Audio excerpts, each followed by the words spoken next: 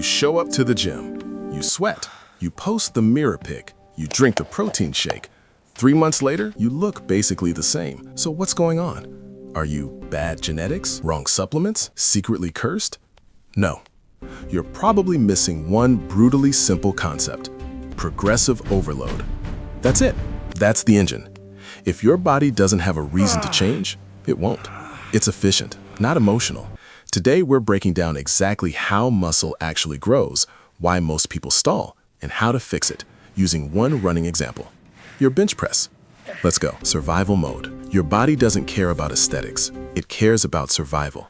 Muscle growth is expensive. It requires energy, it requires recovery, it requires protein.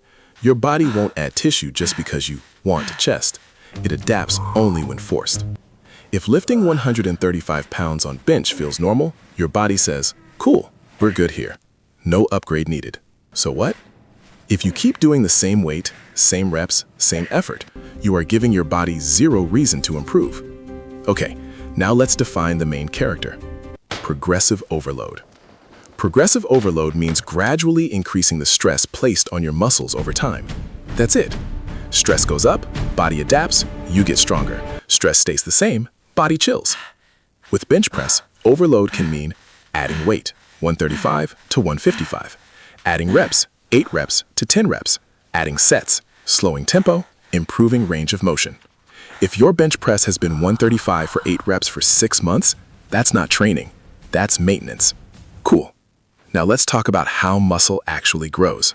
Muscle damage, but not the way you think. When you lift weights, you create microscopic damage in muscle fibers. Your body repairs that damage and makes the muscle slightly stronger, so next time it's prepared. Important: soreness is not the goal. You can be extremely sore and not growing. You can grow with minimal soreness. The real driver is tension, how much force your muscle produces under load. If your bench press feels easy and controlled every week, tension isn't increasing. No new stimulus, no new growth.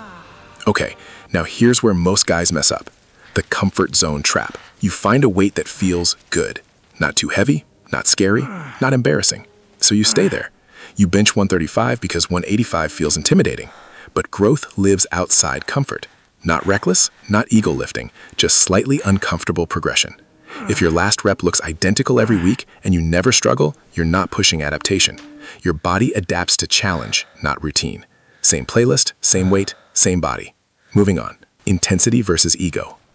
There's a difference between lifting heavy and lifting well. Throwing 225 on the bar with terrible form isn't progressive overload. It's future shoulder pain. Real intensity means controlled reps, full range of motion, near muscular failure. Muscular failure equals the point where you physically cannot complete another rep with good form. Research consistently shows that training close to failure is effective for muscle growth. Not every set needs to be a war, but if every set feels easy, that's a problem. Bench press example: if you could do 12 reps but you stop at 6 because it burns, you're leaving growth on the table. Okay, now let's talk volume. Volume. Volume equals total work performed. Simplified: sets times reps times weight. If you bench 3 sets times 8 reps times 135 pounds, that's your training volume for that movement. Over time, volume generally needs to increase to continue progressing. But here's the nuance: more is not always better. There's a sweet spot. Too little volume, no stimulus. Too much volume, poor recovery. If you bench chest once a week and do 4 lazy sets, probably not enough. If you bench 25 sets until your arms shake and you can't recover for 5 days, also not smart. Balance wins. Now let's talk recovery, the underrated part. Recovery is where growth happens. Muscles grow when you recover, not when you lift. Sleep matters, protein matters, calories matter. If you bench harder every week but sleep 5 hours, eat random fast food, undereat protein, you're sabotaging the rebuild phase. Protein provides amino acids, the building blocks of muscle. If you weigh 80 kilograms and barely eat protein all day, your body doesn't have the raw material to build. It's like trying to build a house without bricks. And sleep? Chronic sleep restriction is linked to reduced recovery and worse performance. So if your bench is stuck, ask, am I training progressively? Am I eating enough? Am I sleeping enough? Cool. Now let's hit the biggest myth. More sweat equals more results. Sweat is temperature regulation. That's it. You can sweat playing video games in a hot room. You can barely sweat in a cold gym and still grow. Intensity isn't measured by how destroyed you feel. It's measured by performance improvement over time. If your bench goes from 135, 155, 175 over months, that's progress. If your bench is still 135 but you're more tired, that's just fatigue. Results are performance-based. Okay, now let's talk frequency. Frequency. How often you train a muscle matters. Training chest once per week can work. Training it twice per week often allows better distribution of volume and more consistent stimulus. Instead of one massive chest day that wrecks you, you might do bench on Monday, incline press on Thursday. Same weekly volume, better recovery between sessions. More frequent practice also improves skill. Yes, lifting is a skill. Your bench press improves partly because your nervous system gets better at recruiting muscle fibers. More quality reps over time equals stronger movement pattern. All right, now the psychological part. Patience. Muscle growth is slow. Naturally, noticeable changes take months, not weeks. Social media compresses time. You see 30-second transformations. You assume you're behind, but adaptation is gradual. If your bench increases by just 5 pounds every couple months, that compounds. Small increases stacked over years equals dramatic change. This is boring, which is why most people quit. Consistency beats hype. Okay, now let's build a simple system. The simple plan. Here's what progressive overload looks like in real life.